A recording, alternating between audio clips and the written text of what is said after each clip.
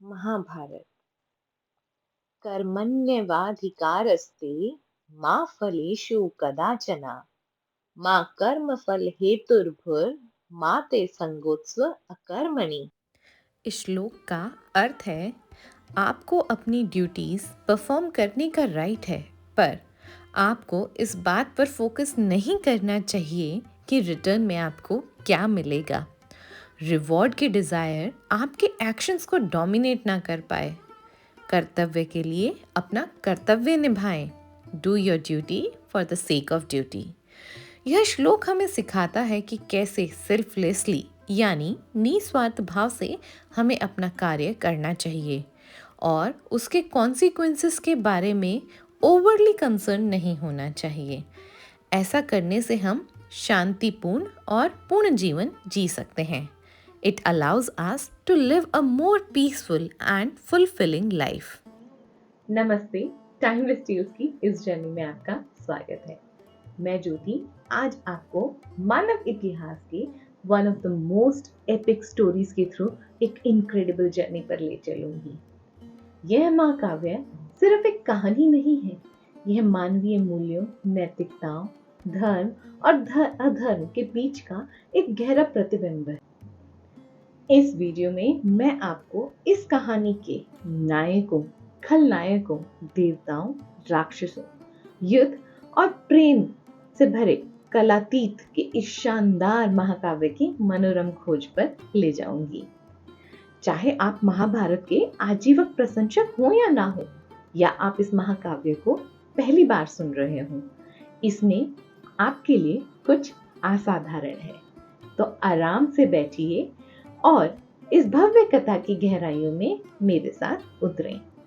इसके आकर्षक चरित्रों, नैतिक दुविधाओं और आज के समय में हम सभी के लिए इसमें मौजूद सबक को मिलकर उजागर करते हैं।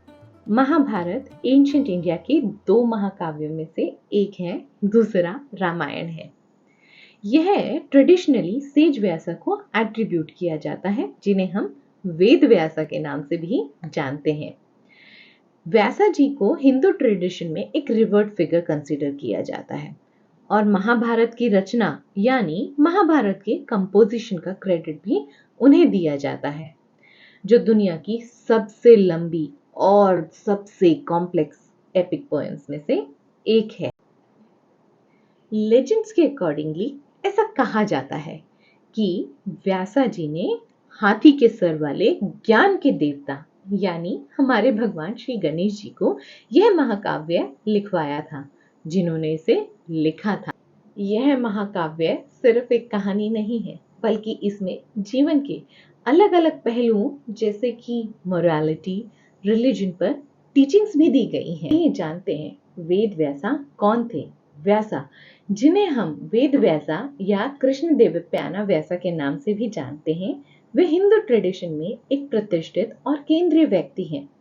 इन्हें भारतीय संस्कृति में एक ऋषि और साहित्य और आध्यात्मिक विशेषज्ञ यानी लिटरेरी एंड स्पिरिचुअल अथॉरिटी माना जाता है।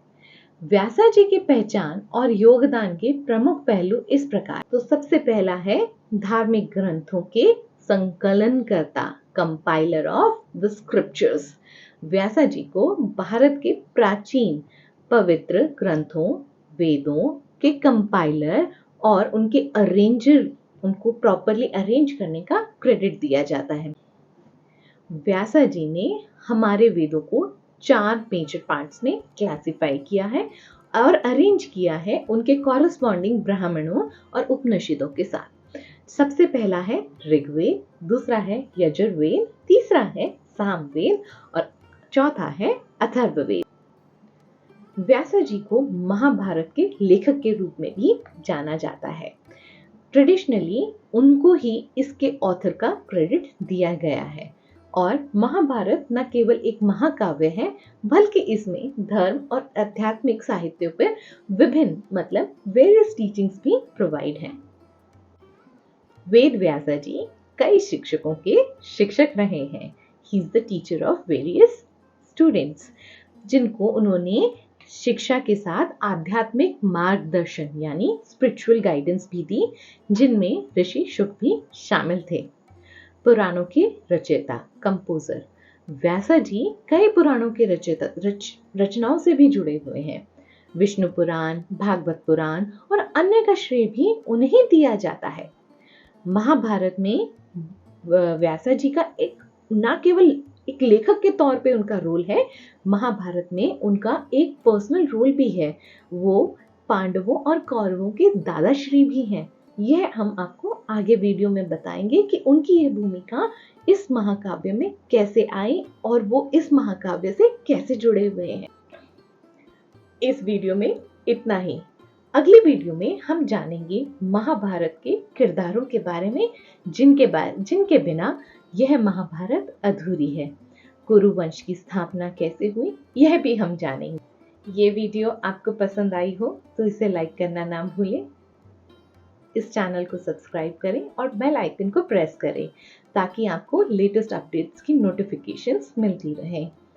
आपको अगर इस वीडियो से जुड़े कोई भी प्रश्न है तो आप कमेंट बॉक्स में कमेंट कर सकते हैं। मैं पूरी कोशिश करूंगी आपके हर सवालों के जवाब देने की। धन्यवाद।